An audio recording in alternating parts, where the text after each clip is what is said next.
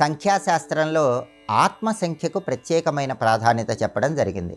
జ్యోతిష శాస్త్రంలో లగ్నానికి ఎంతటి ప్రాధాన్యత ఉంటుందో సంఖ్యాశాస్త్రంలో ఆత్మ సంఖ్యకు కూడా అంతే ప్రాధాన్యత ఉంటుంది. స్త్రీ పురుషులు ఎవరికైనా సరే పుట్టిన తేదీ, నెల, సంవత్సరం వీటిలో ఉన్నటువంటి అంకెలు మొత్తం కలిపినప్పుడు వచ్చే అంకెను ఆత్మ సంఖ్య అంటారు. ఈ ఆత్మ సంఖ్య 8 కలిగిన వాళ్ళ లక్షణాలు ఎలా ఉంటాయో, వాళ్ళు ఏ రంగాల్లో రాణిస్తారో, వాళ్ళకి అదృష్టం ఏ సంవత్సరాల్లో లభిస్తుందో, జీవితంలో మంచి పురోభివృద్ధి సాధించాలంటే ఏ దైవాన్ని పూజించాలో నేటి శుభం లాభం అనే శీర్షికన పరిశీలిద్దాం.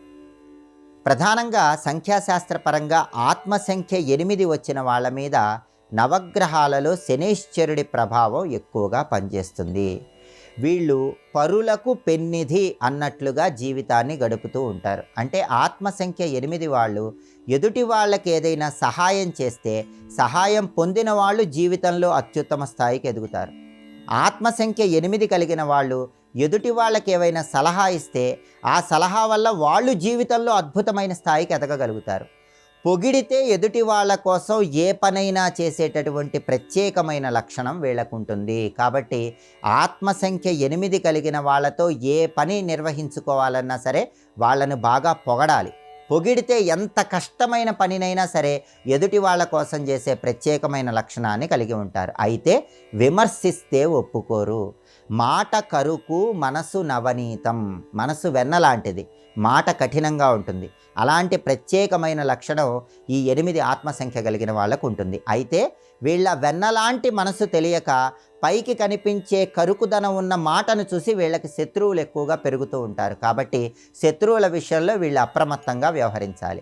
అలాగే వీళ్ళకున్న ఇంకొక ప్రత్యేకమైన లక్షణం ఏంటంటే జీవితంలో దేన్నైనా సరే సాధించి అత్యుత్తమ స్థాయిలో ఉండాలనేటటువంటి తపన ఎక్కువగా ఉంటుంది. అందుకే జీవితంలో అద్భుతమైనటువంటి లక్ష్యాలను నిర్దేశించుకుంటారు.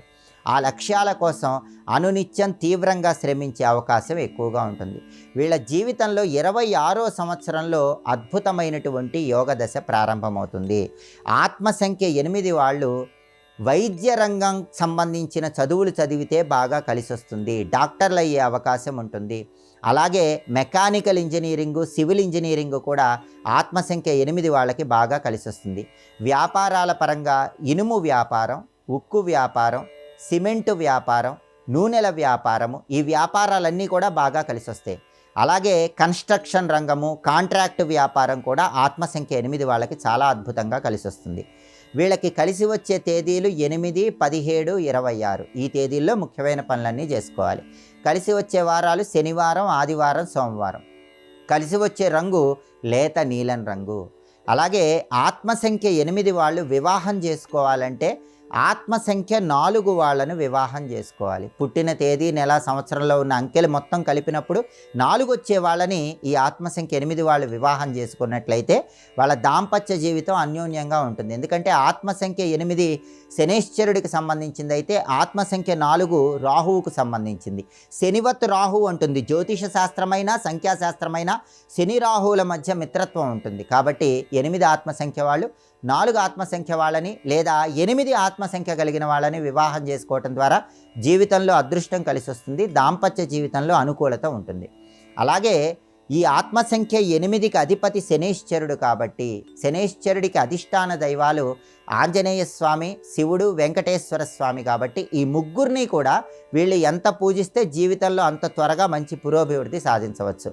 అందుకే శనివారం పూట ఆంజనేయ స్వామి ఆలయ దర్శనం కానీ, వెంకటేశ్వర స్వామి ఆలయ దర్శనం కానీ, శనివారం పూట శివాలయ దర్శనం కానీ చేసుకుంటే వీళ్ళకి జీవితంలో మంచి పురోభివృద్ధి ఏర్పడుతుంది. శనివారం పూట ఆంజనేయ స్వామి వాల పూజ నిర్వహించటము, అలాగే శివలింగం ఉన్న వాళ్ళైతే నల్ల నువ్వులు కలిపిన జలాలతో శివలింగానికి అభిషేకం చేసుకోవటం, అలాగే వెంకటేశ్వర స్వామి దగ్గర పిండి దీపాలు వెలిగించుకొని వెంకటేశ్వర స్వామికి తులసి మాలికను సమర్పించటము, వీటి ద్వారా జీవితంలో త్వరగా మంచి సత్ఫలితాలను సిద్ధింపజేసుకోవచ్చు. ప్రతిరోజు లేదా కనీసం ప్రతి శనివారం శ్రీరామదూతాయ హనుమతే నమః, ఓం నమో వెంకటేశాయ, శ్రీం శివాయ నమః, ఈ 3 మంత్రాలు కూడా కనీసం 21 సార్లు పఠించినట్లయితే అదృష్టం తొందరగా కలిసి వస్తుంది.